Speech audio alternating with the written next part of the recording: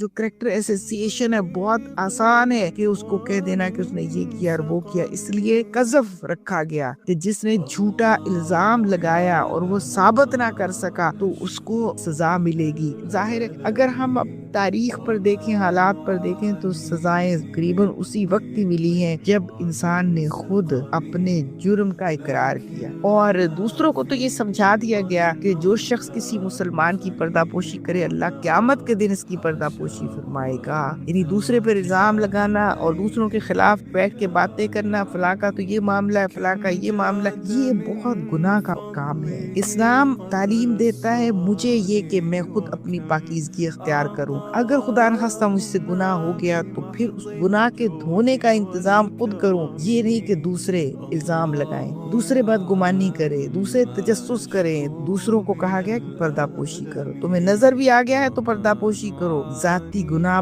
پر توبہ کی ترغیب ہے۔